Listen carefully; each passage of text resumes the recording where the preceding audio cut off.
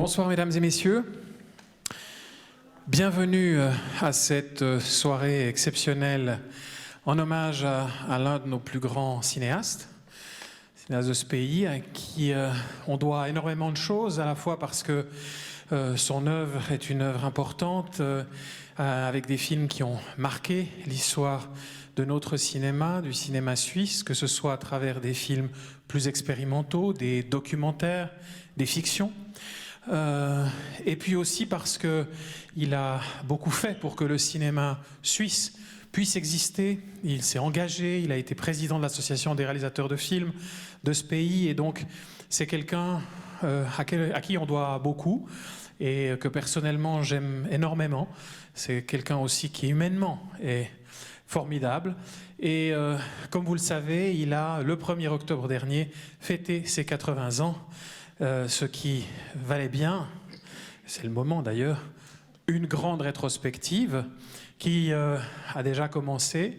Et nous sommes très heureux de pouvoir accueillir son auteur, Freddy Mourer, cet immense cinéaste, pour présenter ce soir Grauzone, un film qui est son premier long métrage de fiction officiellement parlant, que nous avons eu l'honneur de restaurer en collaboration avec lui. C'est Maral Mossénine, que je salue, qui est dans la salle, qui a suivi cette restauration, qui a pu être réalisée avec le soutien de Memoriave à partir des éléments originaux. Restauration que nous avons eu l'occasion de présenter au Festival de Locarno l'année dernière, parce que l'année dernière, le festival a eu lieu et il a aussi été célébré sur la Piazza Grande live. Mais cette fois-ci, j'ai le plaisir de l'accueillir live. Il a fait le voyage de Zurich. Freddy Mourer, bienvenue et bon anniversaire. Et Raphaël Blatter. Merci Raphaël.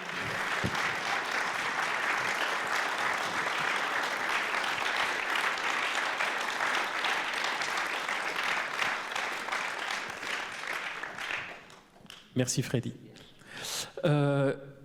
On va faire court au début, puisque vous êtes là aussi pour voir un film, et comme prévu, on discutera à la fin de la projection de Grauzone. On parlera ensemble aussi avec vous de sa carrière et de Grauzone. Mais peut-être pour commencer, quelques mots sur l'origine de ce film. Qu'est-ce qui t'a poussé à réaliser cette fiction qui parle de surveillance, de société de contrôle, de choses qui vont se révéler très exactes dans le futur? The future will tell you that you were right during the film. Thank you. Bonsoir, messieurs, dames. C'est tout. Je parle français, en français, et je veux expliquer pourquoi. Ich bin dreisprachig aufgewachsen. J'ai grandi trilingue. Bis zu 7 Jahren habe ich bin in Beckerin für Waldstättersee geboren, Nidwaldner Dialekt gesprochen. Dann sind wir in den Kanton Uri gezogen, zwar nur 20 Kilometer, aber eine total andere Sprache. Mich haben alle ausgelacht, dann musste ich Urner Dialekt lernen. Und mit 17 bin ich nach Zürich ausgewandert, da haben mich alle ausgelacht, weil ich so archaisches Urner Dialekt spreche, da musste ich Zürichdeutsch lernen, also da gab es keinen Platz mehr für Französisch, I'm sorry. Donc pour brièvement expliquer, j'ai grandi à Beckenried au lac des Quatre Cantons, donc j'ai appris le dialecte local de là-bas, mais après j'ai déménagé, mais seulement 20 km, donc au canton d'Uri, où j'ai dû réapprendre une nouvelle langue, un nouveau dialecte. Tout le monde se moquait de mon dialecte. Et finalement, une troisième fois, 10 ans plus tard, à 17 ans, quand j'ai déménagé à Zurich, de nouveau, tout le monde s'est moqué de mon dialecte archaïque et j'ai dû apprendre le zurichois. Et finalement, il n'y avait plus de place pour le français.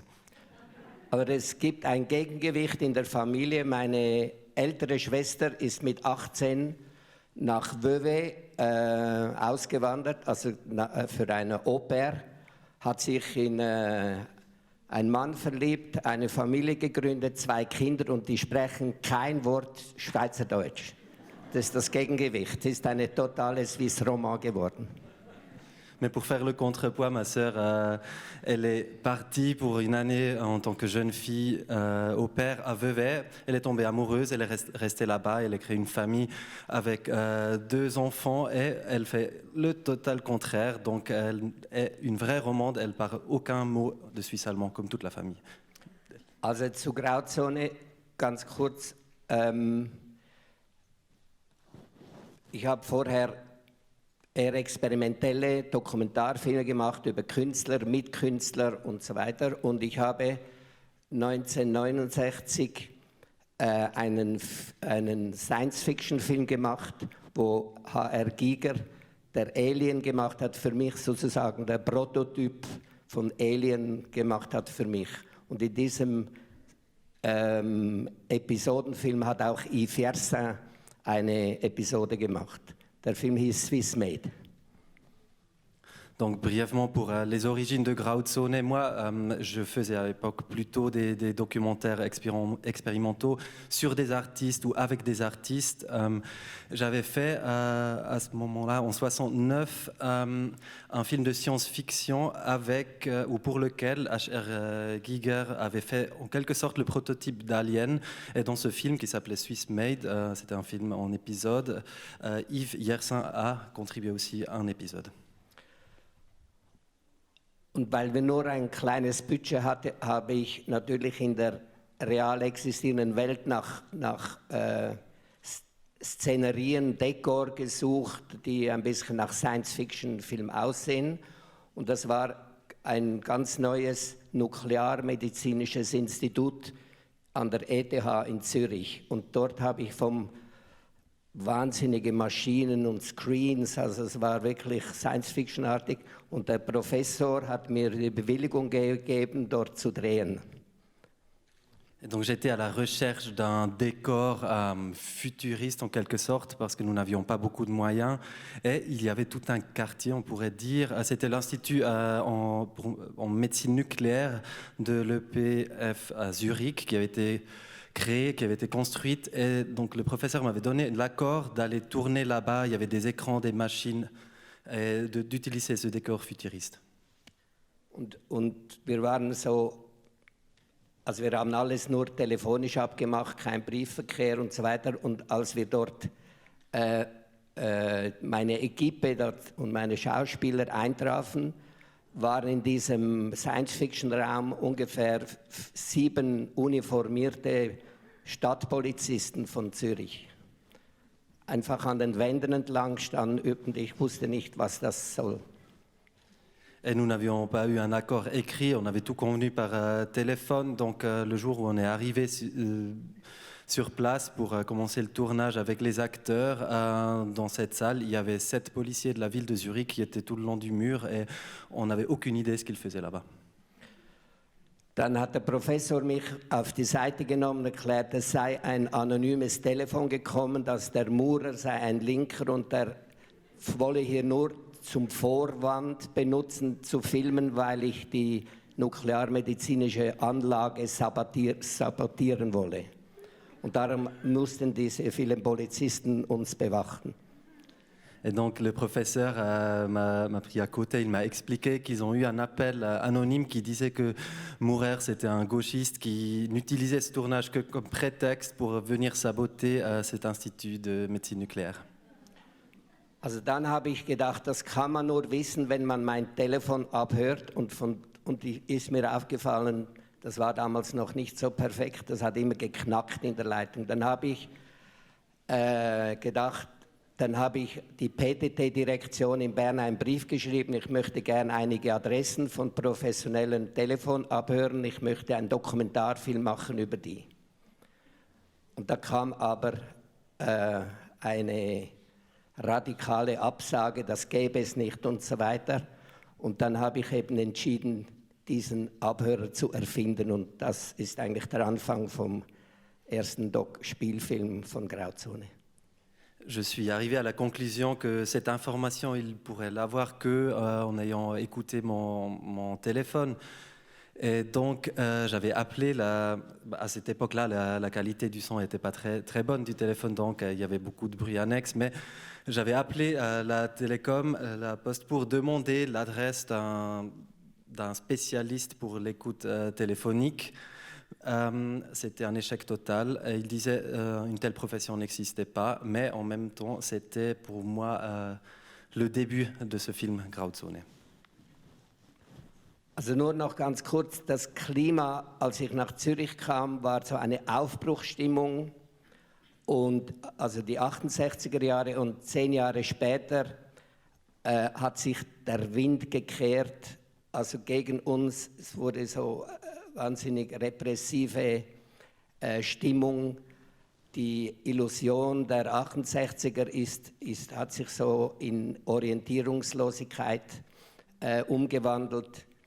Die einen gingen in die Psychoanalyse, die anderen gingen den Weg durch die Instanzen und gingen in die Banken und in die Schulen, oder die Dritten gingen in die Esoterik und so weiter. Und dieses Klima der Verunsicherung, und das habe ich, wo ich selber auch drin gesteckt bin, wollte ich irgendwie filmisch festhalten, und aus diesem gesamten Gefühl von Zone Gris, Grauzone ist dann dieser eigenartige Spielfilm entstanden.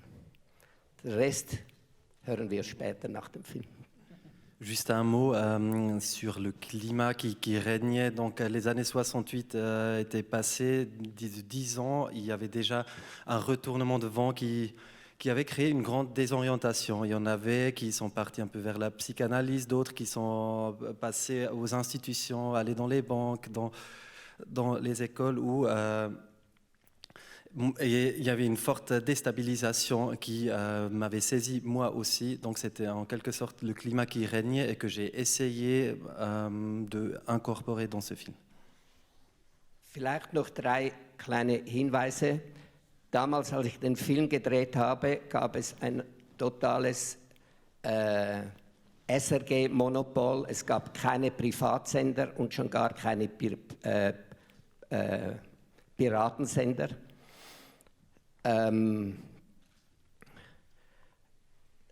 Es wurde, und die Fischen-Affäre, die ungefähr 900.000 Leute fischiert wurden, die kam erst 10 Jahre später ans Licht.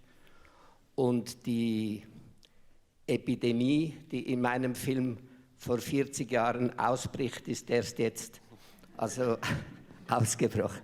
Es gibt also eigenartige Dinge in meinem Film, die damals noch gar nicht real waren, sondern Fiktion. Encore juste 3 éléments. Donc à ce moment-là, il régnait un monopole absolu de la SSR. Il n'y avait pas de télévision privée, et encore moins de télévision pirate. Deuxièmement, l'affaire des fiches ou la surveillance de presque 1 million de citoyens suisses n'était encore inconnue au public. Ce n'était que 10 ans plus tard qu'on en a appris. Et finalement, l'épidémie dont on parle dans le film, elle a vu le jour 40 ans plus tard. Donc on voit quand même quelques éléments qu'on ont vu le jour plus tard, et on ne savait pas encore à ce moment-là. Donc je remercie non seulement le cinéaste, mais le prophète. Et on se retrouve tout à l'heure pour discuter avec Freddy Mourer. Dankeschön. Bis bald. Freddy Mourer, mesdames et messieurs.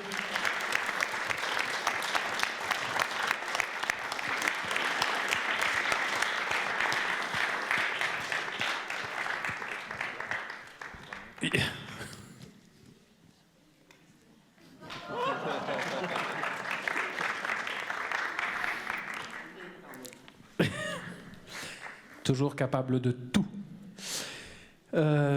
Donc, 2 choses. Je vais poser peut-être quelques questions à Freddy Mourer. Ensuite, le micro va circuler. Il sera nettoyé, désinfecté avant chaque intervention. Donc, vous pouvez sans autre parler dans le micro, mais malheureusement avec votre masque quand même, puisque vous êtes censés, nous seuls avons le droit de ne pas le mettre. Et puis je vous rappelle donc deux choses avant que j'oublie, que pour ceux que ça intéresse, qui voudraient garder Grauzone en mémoire ou éventuellement l'offrir à quelqu'un, le DVD de la version restaurée de Grauzone est en vente à la caisse du cinéma. DVD qu'il a produit lui-même d'ailleurs, et avec notre collaboration. Et deuxièmement, vous rappelez aussi qu'à 21h, nous présenterons Eun Feuilleur, film de fiction qu'il a signé ensuite et qui remportera le Léopard d'or à Locarno en 85. Mais peut-être pour revenir un tout petit peu sur, pas tout à fait le film, mais sur la suite du film, au fond, le film était en compétition à Locarno en 79, et au fond, on a dit que c'est un film prophétique qui 10 ans plus tard va révéler l'affaire des fiches, qui est aussi un peu annonciateur de Zurich Brennt, hein, du mouvement de la jeunesse rebelle de Zurich. Au fond, il y a déjà tout ça dans le film, et pourtant le film a rencontré un grand succès critique à l'étranger, mais en Suisse, c'est un film qui a plutôt dérangé. Est-ce que je me trompe? In Schweiz, es war nicht so gut akzeptiert.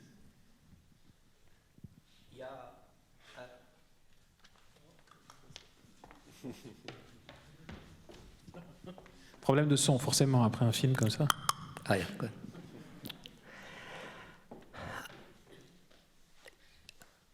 Also interessant ist, dass Yves Yersin war ein guter Freund von mir.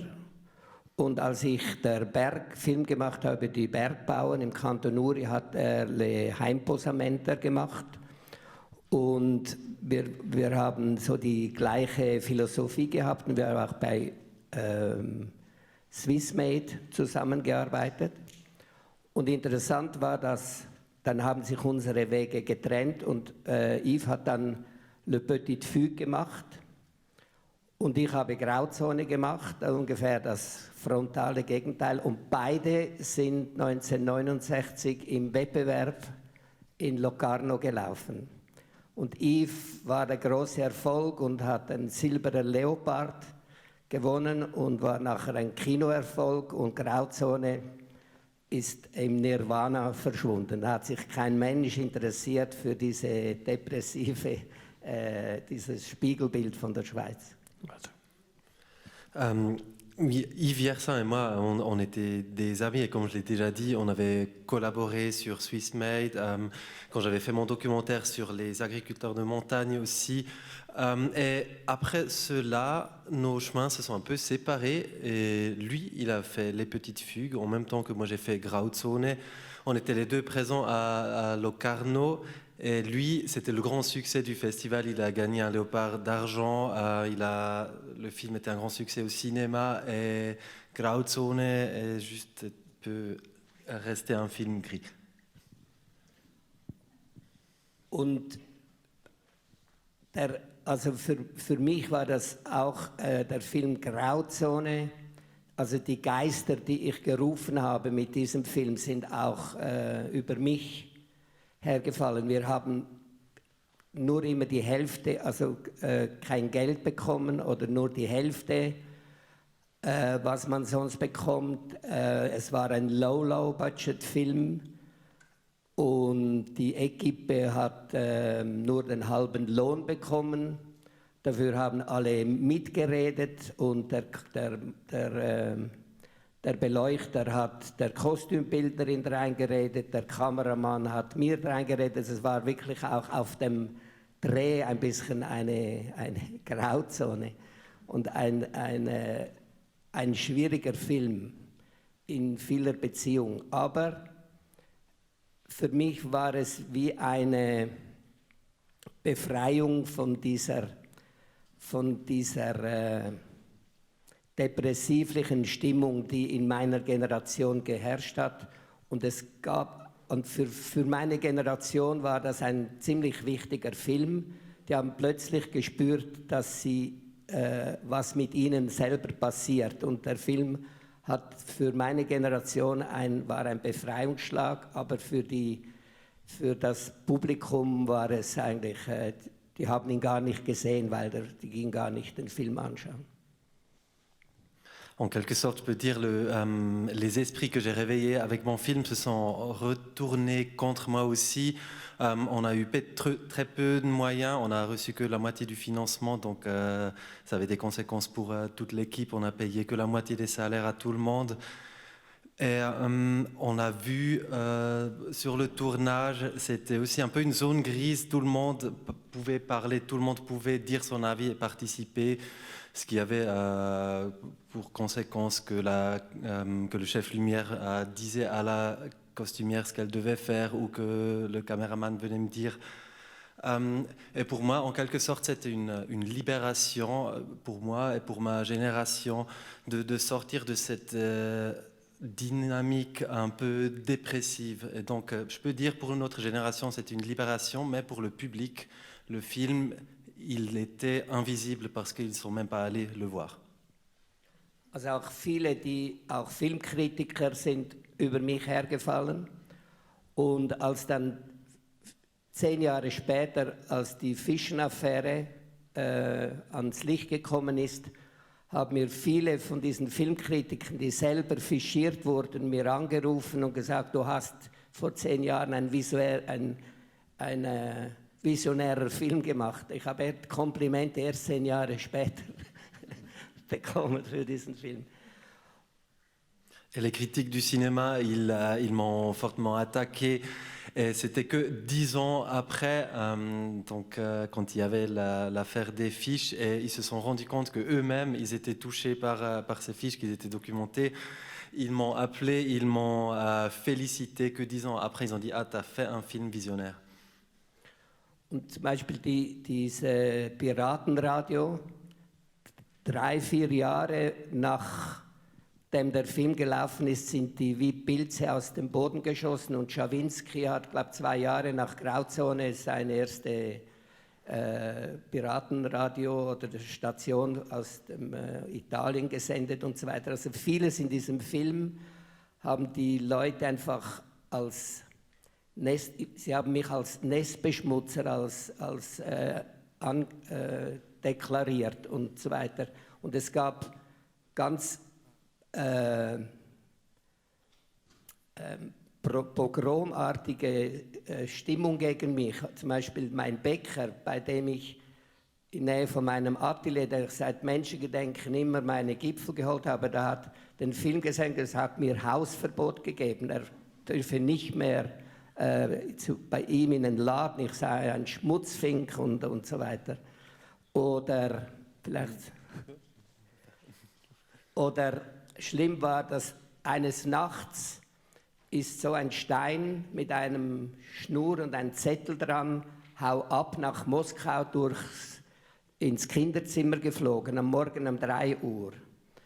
Und als ich am Morgen mit dem Auto wegfahren wollte, sind die Räder so geschwankt und sind weggefallen, weil nachts hat man mir die Schrauben von unter dem Raddeckel weggenommen. Also es wurde von Unbekannten so eine Pogromstimmung gegen mich mobilisiert, das ist heute nicht vorstellbar.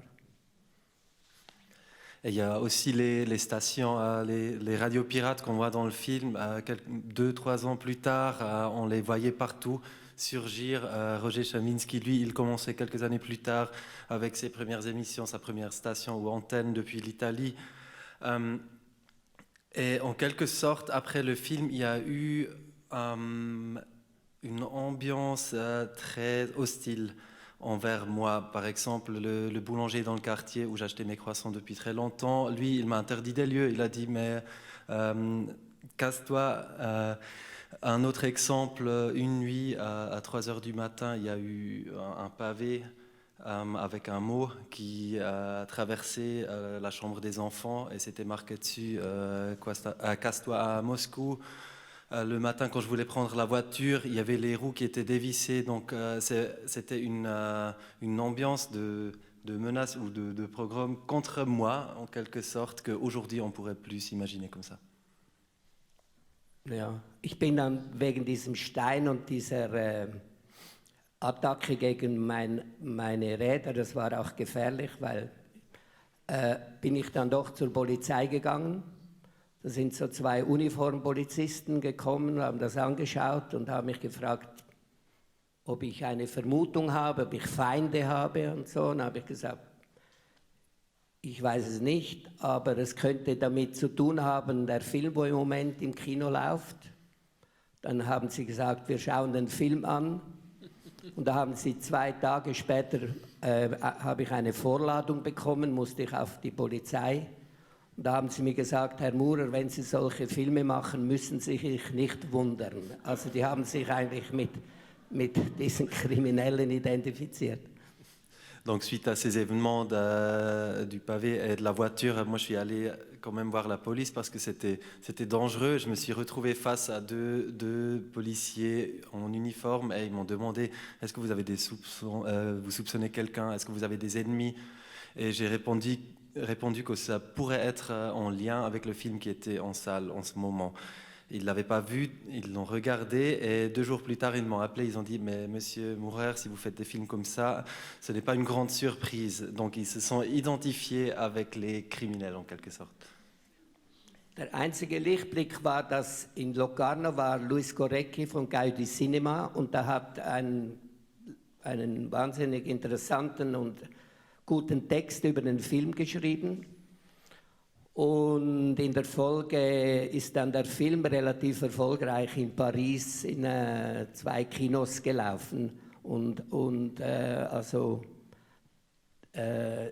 Weil ein bisschen aus Distanz, er hat irgendwie gesagt, ich erinnere mich nicht mehr, aber das sei ein Film, der so eine fiktionale Energie hat, ein bisschen mit Godard und so verglichen und dass es auch cineastisch ein ungewöhnlicher Schweizer Film sei und so weiter. Das war dann mein Trost. Und dann ist der Film in die analoge Nirvana verschwunden und dank Frédéric Mehr, der jetzt den Film digitalisiert, ist er nach 40 Jahren wieder in die Welt zurückgekommen. Und ihr seid eine der wenigen Zuschauer, die den Film jetzt wieder gesehen haben, nach 40 Jahren. Danke.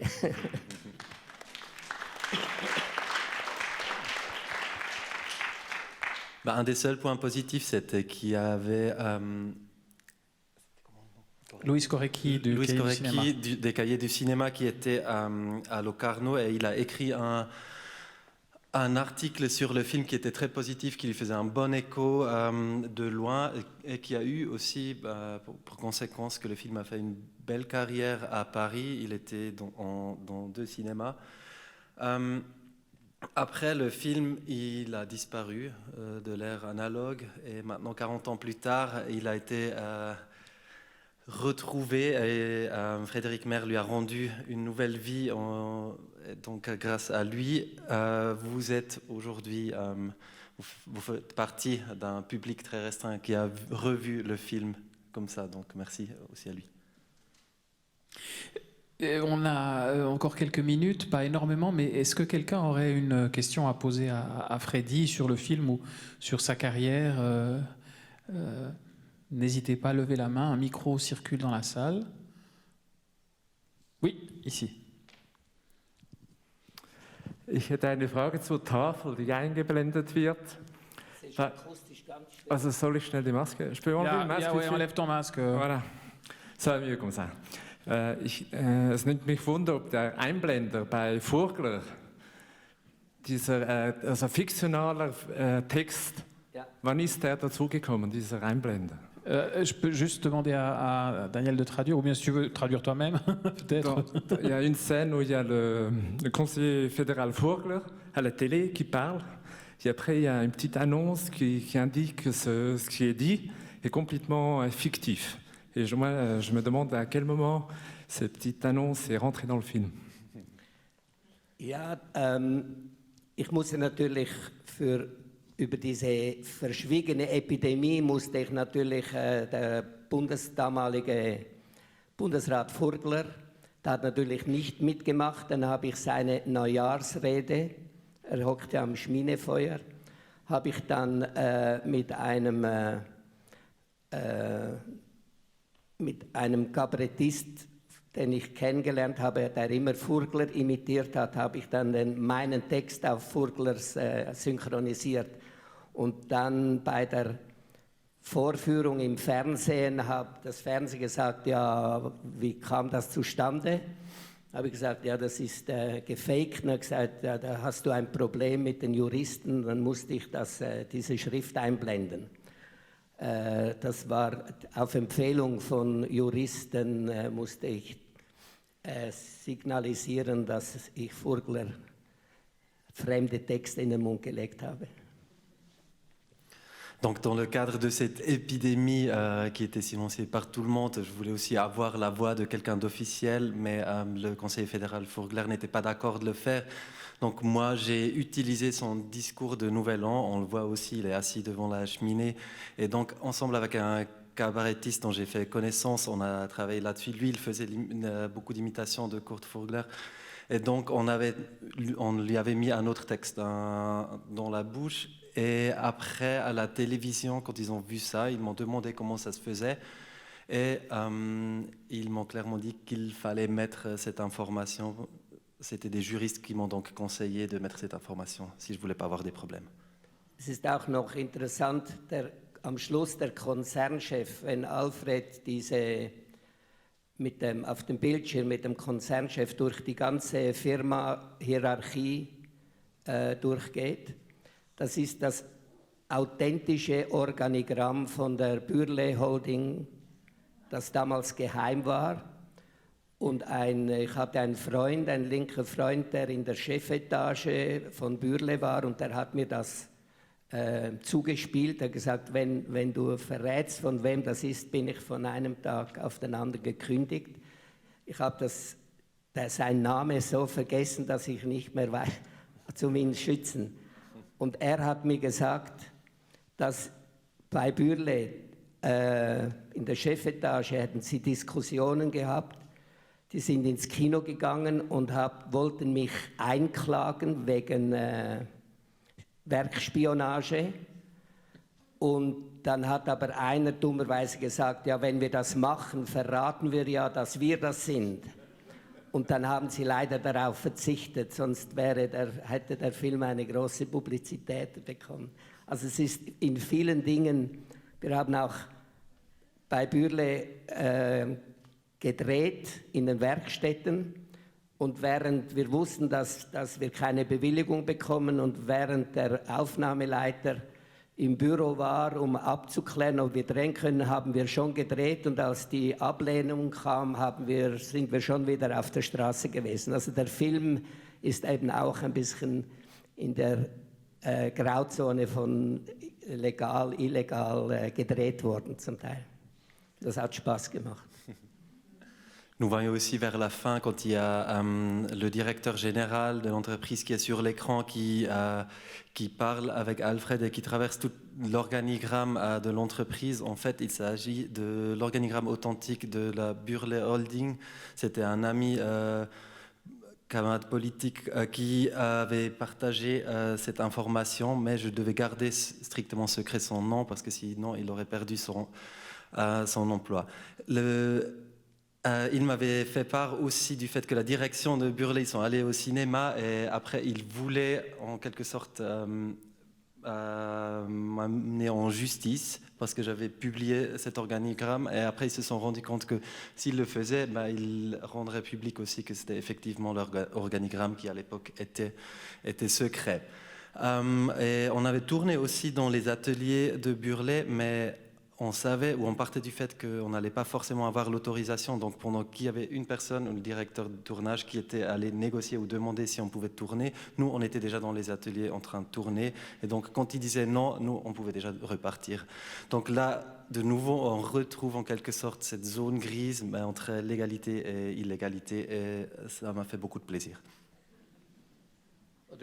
Es war eine Liebesszene vorgesehen, aber das war so peinlich, was die da gemacht haben. Dann habe ich eben den Mond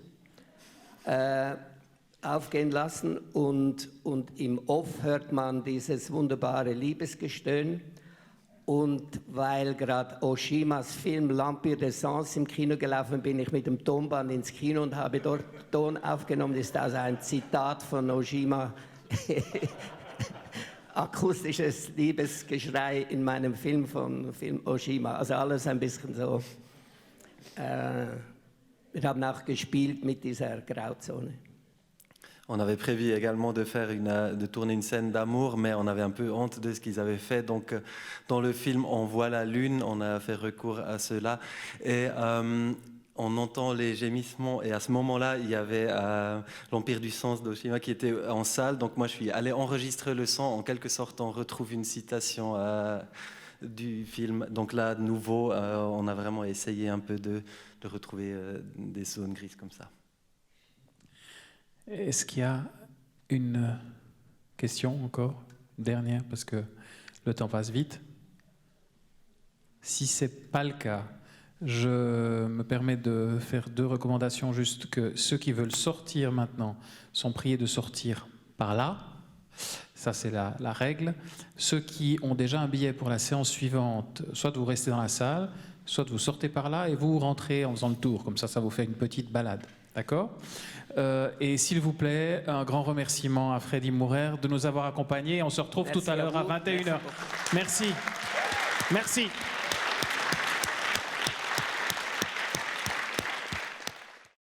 Mesdames et messieurs, est-ce que je peux vous demander de reprendre vos places, s'il vous plaît, pour la deuxième partie de cette soirée spéciale. Ah ben voilà, il remonte déjà sur scène, en présence du camarade Freddy Mourer. Tu peux t'asseoir. On peut l'applaudir de nouveau. Merci.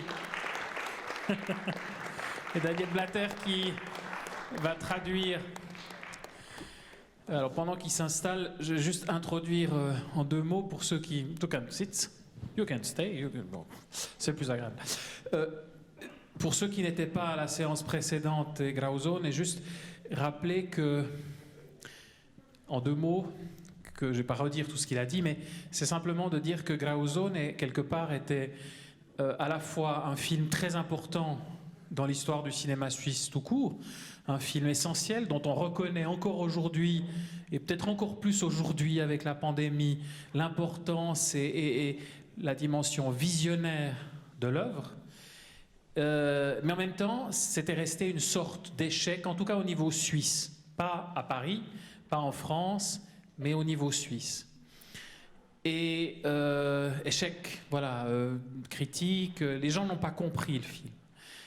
Et évidemment, 6 ans plus tard, en 1985, c'est Höhenfeuer, l'âme sœur en français, qui va de nouveau passer à Locarno en compétition et qui remporte le Léopard d'or et un succès international. Le film va tourner dans le monde entier et tout le monde va reconnaître l'immense cinéaste qu'est Freddy Mourer, mais qu'il était déjà avant, mais certaines personnes n'avaient peut-être pas tout à fait remarqué à temps. Voilà.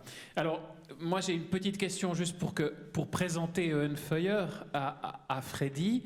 C'est au fond, ce qui est très surprenant, c'est que d'un côté tu as fait des films très urbains, tournés dans Zurich ou dans une ville qui peut être Zurich, s'il vous plaît. Merci. Et Grauzone est un film dans la ville, ancré dans la ville. Et de l'autre côté, tu as toujours un pan dans la montagne réelle, dans tes documentaires, Der Grüne Berg, Wir Bergler, in die Bergen, et und so weiter, parce que je n'arriverai jamais à dire ça en allemand. Mais en même temps, dans Höhenfeuer, c'est toujours la montagne, mais c'est encore une autre montagne, qui est plus proche de quelque chose de mythique. Au fond, quel est le passage qui a fait que, dans la fiction, tu es passé de la ville à cet univers qu'on va retrouver dans Höhenfeuer? How it was this passage from the city to the... Have you 2 hours? Yeah, you have a train to take. Il a un train à prendre. Also der Kontrast von Grauzone zu L'Âme sœur, Höhenfeuer ist extrem groß. Im Grauzone wird immer geredet und Höhenfeuer ist sozusagen ein Stummfilm. Le, contre-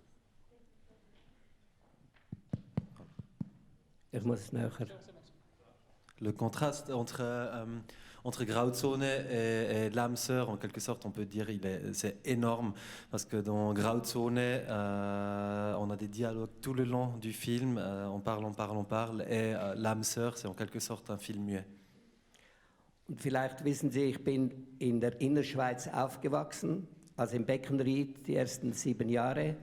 Dann sind meine Eltern in die verkehrte Richtung. Ich wollte immer nach Luzern, aber dann sind sie in den Fjord in Kanton Uri gezogen mit diesen Bergen links und rechts. Und ich fühlte mich dort wie in der Verbannung und ich habe mich immer gesehnt nach der großen, weiten Welt und bin dann nach Zürich mit 17 an die Kunstschule und ich wollte Zeichner werden und Illustrator. Und an der Kunstschule gab es 1960, initiiert vom Freddy Buasch, eine Ausstellung der Film. Und dort lief jeden Tag, jeden Abend ein Film, habe ich von Méliès, vom ersten Stummfilm bis zu den damaligen Klassikern von Buñuel und Fellini, alle wichtigen Filme gesehen. Aber ich war Zeichner, Student und in einem Film, Nanook of the North von Robert A. Flaherty, ein Amerikaner, über Eskimo, die aber ein Spielfilm mit realen Menschen, also nicht mit Schauspielern. In diesem Film hat mich ein Pfeil getroffen und diesem Film habe ich entschieden, ich will Filmemacher werden. Und da habe ich dann noch die Fachklasse für Fotografie gemacht an derselben Schule, weil es keine Filmschule gab und so weiter. Und der Film das war für mich wie ein Urfilm in meiner Biografie, den ich immer irgendwie angestrebt habe. Und ich war ein Jahr in London und da habe ich die Tochter von Flaherty kennengelernt. Und wir wollten einen Film machen über dieselben Drehorte, wo ihr Vater gedreht hat. Und in dieser Zeit kam die Nachricht vom Tod von meinem Vater, sehr überraschend. Und ich bin in Kanton Uri gereist, wo ich aufgewachsen bin. Und da gab es so viele Bergbauern an der Beerdigung. Und ich habe die besucht, weil ich ein bisschen mehr erfahren wollte über meinen Vater, der ist mir davon gestorben.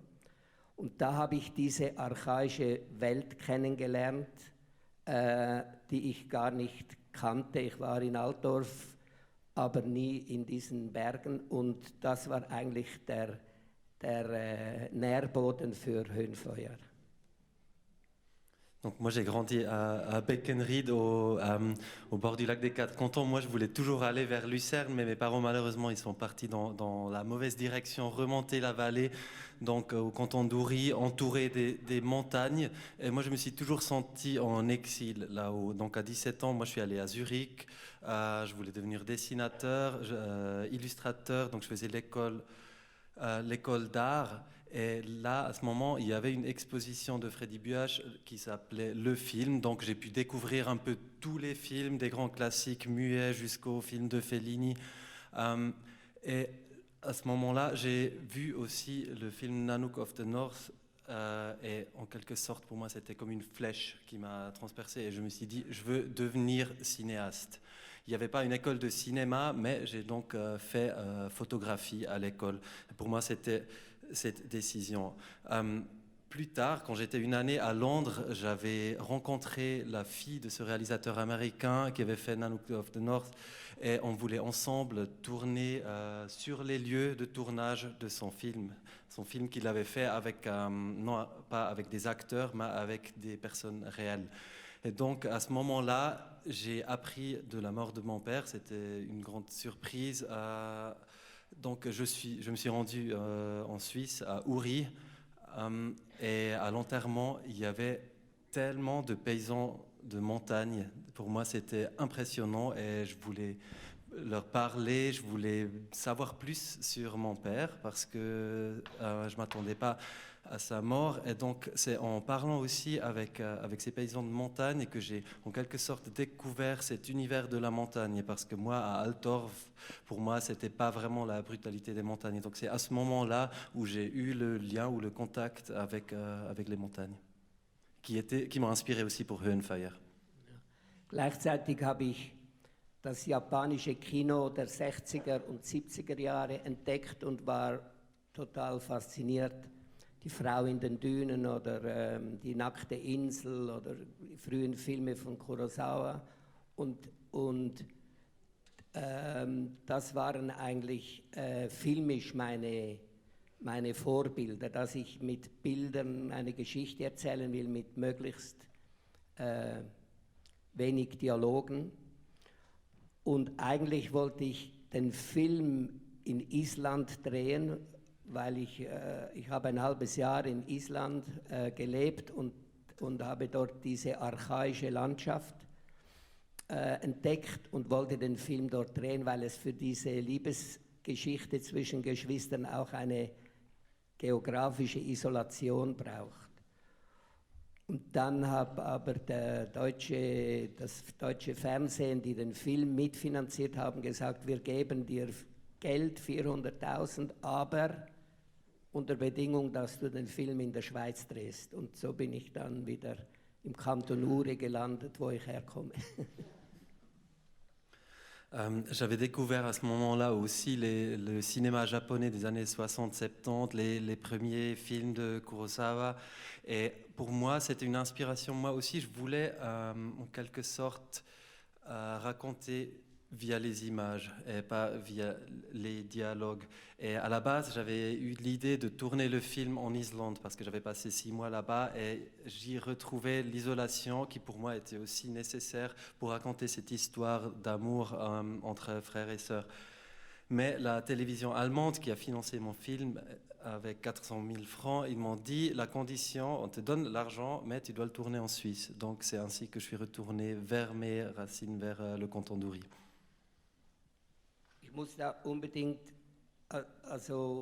erwähnen, dass Pio Corradi, der gestorben ist vor 2 Jahren, mit ihm habe ich alle wichtigen Filme gemacht und wir haben, als ich das Haus gefunden habe, nach langer Suche, wo wir drehen, haben wir im Herbst vor dem Dreh 10 Tage in diesem Haus gewohnt, sind Einstellung für Einstellung durchgegangen auf dem Land, es war so steil. Pfosten eingeschlagen und ich habe das ganze Storyboard durchgezeichnet, minutiös, weil es war ein sehr anstrengender Dreh, weil wir immer so am steilen Hang arbeiten mussten. Und weil ich die Menschen ins Zentrum, die Familie ins Zentrum gestellt habe, wollte ich bewusst die das Skyline abschneiden, damit das überall auf der Welt sein kann. Und ich habe immer gesagt, der Film kann überall auf der Welt spielen, aber sobald man die Skyline sieht, sagt man, das ist das Matterhorn und so weiter. Ich wollte nicht, dass die Leute im Kino ihre Bergspitzen wiedererkennen. Und diese stille Radikalität von Einstellung für Einstellung haben wir minutiös geplant und das ist wirklich eine kreative Zusammenarbeit zwischen Pio Corradi und mir und ich muss das wirklich betonen, das ist auch ein Film von Pio. Und jede Einstellung ist einfach eine Wucht, ein tolles Bild. Und die Schauspieler habe ich bewusst im Ausland gesucht, damit man es gab damals nur 4, 5 Schauspieler in diesem Alter und man hat in allen Schweizer Filmen immer dieselben Köpfe gesehen. Und ich wollte den Eindruck erwecken, das sei ein Dokumentarfilm, so authentisch. Darum habe ich in Deutschland, Österreich und Schweden Schauspieler gesucht und die dann im Urner Dialekt synchronisiert. Und das gibt eine interessante Chemie, dass diese fremden Gesichter mit diesem authentischen Dialekt. Und der ist so genau synchronisiert. Lippensynchron habe ich selber gemacht. Wenn ich jeweils im Migros ging, ein Brötchen kaufen, habe ich das Gefühl gehabt, die Verkäuferin spricht ein bisschen asynchron. Sehr perfekt gemacht. Und das gibt dem Film so eine fiktionale Authentizität. Und da kommt noch die Musik dazu und so. Und das ist auch für mich der Film, wo ziemlich alles stimmt.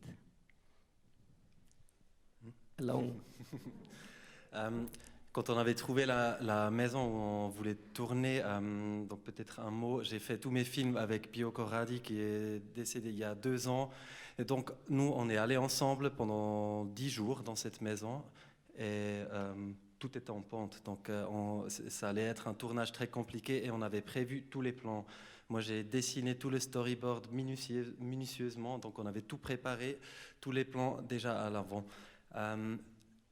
Surtout parce que si je voulais mettre au centre la famille, je voulais mettre au centre les acteurs, donc je voulais les montrer mais pas les sommer. Je ne voulais pas que le public dans le cinéma, en salle, allait commencer à identifier, il y a telle montagne. Donc ça pouvait être comme ça partout dans le monde parce qu'on ne voyait pas les sommets, mais les humains qui étaient au centre. Et ces acteurs, je les ai cherchés à l'étranger parce que les quelques acteurs de cette tranche d'âge qu'on avait en Suisse, on les connaissait déjà de tous les films suisses. Donc j'ai cherché en Allemagne, en Autriche, en Suède. Et ensuite, on a fait le doublage en dialecte de Uri. Là aussi, minutieusement, j'ai essayé de tout préparer. Des fois, même au point que quand j'étais à la caisse à la Migros, j'avais l'impression que la caissière, elle était pas bien doublée ou que les lèvres ne faisaient pas le bon mouvement. Mais pour en revenir au plan, je voulais aussi dire que ce film est aussi un film de Pio Corradi parce qu'on avait fait toutes ces images ensemble, tous les plans qu'on avait tout préparé. Il y avait juste la question de la skyline. Ouais. Oui. Bah là, j'ai pas mis le mot D'accord. skyline, mais pour moi, c'est Pardon. les sommets, on peut D'accord. dire les Excusez-moi. skylines. On avait coupé les sommets ou la skyline parce que l'importance, c'était d'avoir les humains. Sie haben jetzt den Film nicht gesehen, aber viele meiner Filme wurzeln in meiner Kindheit. Das ist eigentlich der einzige Lebensabschnitt, wo ich eigene Erfahrung gemacht habe. Und es ist eine kleine Episode, die aber irgendwo im Hintergrund noch mitgespielt hat. Als ich zwar 10 Jahre alt war oder 9, hat mir meine Mutter die hat ganz viele Bücher gehabt und als ich lesen konnte, wollte wissen, was sie da für Bücher liest. Da steht überall Roman, Roman, Roman und da habe ich gesagt, Mama, liest du immer dasselbe Buch? Und dann hat sie mir erklärt, dass Roman bedeutet erfundene Geschichten. Und ich war entsetzt, dass man so dicke Bücher voll lügen kann. Kannst du mal sagen? En quelque sorte, mon enfance, c'était le seul moment où je peux dire que j'ai fait mes propres expériences. Et donc, la racine de mes films, c'est souvent ancré dans mon enfance. Et là, il y a un épisode, quand j'avais à peu près 10 ans, moi, je regardais les étagères de ma mère. Donc, il y avait des livres et je voulais voir ce qu'elle lisait. Et donc, je voyais... Et en allemand, c'était marqué roman, roman, roman. Donc, et je demandais, mais tu lis que le même livre. Et elle m'a expliqué, non, en quelque sorte, ça c'est juste le nom, le genre qu'on donne en allemand pour dire que c'est des histoires à inventer. Et j'étais impressionné qu'on pouvait raconter des mensonges sur autant de pages. Und dann hat sie mir das Alte Testament mit so schönen Zeichnungen geschenkt und hat gesagt, da ist jetzt alles wahr. Und da habe ich angefangen zu lesen und schon auf Seite 2 bin ich zur Mutter gegangen und gesagt, wie geht denn das? Ich war der jüngste von 6 Kindern und zufälligerweise aufgeklärt. Dann hat sie gestaunt und gesagt, das musst du den Pfarrer fragen. Im nächsten Religionsunterricht habe ich den Pfarrer gefragt, wie hat sich denn die Menschheit fortgepflanzt, wenn Adam und Eva nur 2 Söhne gehabt hat? Da muss ein Inzest, entweder hatten die Schwestern oder mit der Mama oder wie immer. Also und das habe ich dem Pfarrer die Frage gestellt und er wurde so wütend, dass er mich vor der ganzen Klasse K.O. geschlagen hat. Ich war bewusstlos. Und dieses Erlebnis musste ich irgendwie mal noch rächen und habe jetzt das steht so im Hintergrund, auch spielt das mit, diese archaische Geschichte. Und dann höre ich auf, dann müssen Sie den Film anschauen. Et après, ma mère, elle m'a offert l'Ancien Testament illustré. Et elle m'a dit, par contre, dans ce livre-là, tout est vrai. Et moi, j'étais le plus jeune de 6 frères. Et déjà, à la 2e page, j'ai dit, mais comment ça se fait? Et j'arrivais pas à me l'expliquer. Par hasard, moi, j'étais mieux informé que mes frères. Elle m'a dit, cette question, tu dois la poser au curé. Donc moi, je suis allé lui poser cette question. J'ai dit, mais comment l'humanité s'est procréée si Adam et Ève n'ont eu que 2 fils? Donc certainement, forcément, à un moment donné, il y a dû avoir de l'inceste. Ils ont eu une sœur ou avec la maman. Et là, devant toute la classe, il m'a frappé au point que j'ai perdu conscience. Et pour moi, c'était une histoire, un épisode qui restait encore là. Et à un certain moment de ma vie, je devais me venger et donc ressortir cet épisode.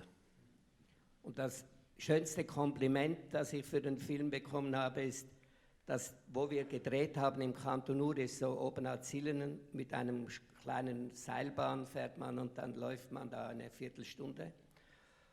Und als wir abgedreht, ein Jahr später, hat der Bauer, der da oben wohnt, am Ende von der Bähnchenstation, habe ich mal besucht und da hat er mir erzählt, dass an einem Sonntag ein Bauernehepaar vom anderen Tal, vom Schächental, die haben den Film gesehen, seien mit einem Kuchen da hinaufgefahren und gefragt, wo lebt denn das junge Paar und ob das ein Bub oder ein Mädchen geworden ist. Und die haben den Film so realistisch gefunden, die wollten wirklich diese beiden Kinder, also das junge Paar besuchen und waren total entsetzt, dass das alles nur erfunden ist. Also es war für mich dass für die Bauern, die dort leben, so authentisch ist, dass sie gemeint haben, das sei eine wahre Geschichte. Das war für mich ein tolles Kompliment. Et pour moi, le meilleur compliment, c'était, on avait tourné au-dessus de Silenen, donc il fallait monter avec une petite télécabine. Après, il y avait des paysans qui habitaient là, et je suis allé les voir une année après. Et ils nous ont raconté qu'il y avait des paysans d'une autre vallée qui sont venus les voir avec un gâteau et ils leur posaient la question, mais ils habitent où, ce jeune couple? Et donc ils ont pris ce film pour la réalité à tel point qu'ils cherchaient où ils étaient, ils ont identifié le lieu et ils voulaient les voir. Donc pour moi c'était le compliment le plus grand possible, qu'ils ont pris le film pour la réalité. Mais Verrate ich Ihnen nur noch ein dramaturgisches, alle Filme müssen da ein Plotpoint 1 und 2 und 3 und so weiter. Und ich habe aber, die Dramaturgie von Höhenfeuer beruht auf einem Musikstück, und zwar Bolero. Das fängt ganz langsam an, wird immer dichter und dichter und dichter und endet mit einem Crescendo. Und das ist so, und das war für mich das Vorbild für Höhenfeuer. Der Sommer, der Frühling, ist auch eine Chronik der Jahreszeiten, Frühling und dann wird es Sommer und dann Herbst und dann Winter und jede Jahreszeit wird kürzer und immer dichter und vielleicht erinnert sich dann rückblickend an diese eigenwillige Dramaturgie, die ich der Musik verdanke und nicht den Dramaturgen. Also, ich wünsche Ihnen schön, dass Sie gekommen sind. Ich freue mich sehr. Ich bin jetzt 80 und mit 100 komme ich wieder. Und dann sind wir alle ein bisschen älter. on prend rendez-vous. Attends, Daniel, juste là.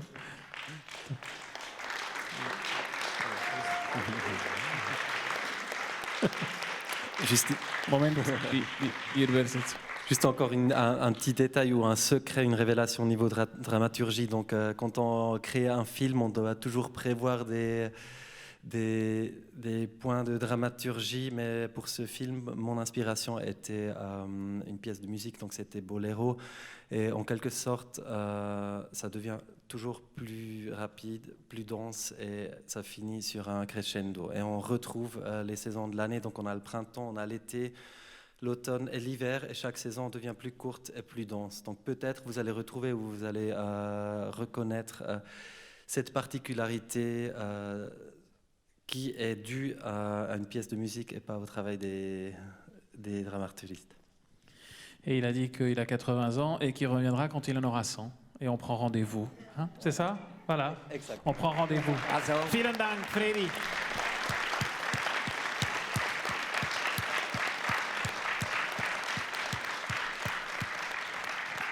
für mich wirklich eine große Ehre, dass Fredrik Gmer und die Cinemathek für mich jetzt eine so große Retrospektive gemacht haben. Es ist für mich wirklich ein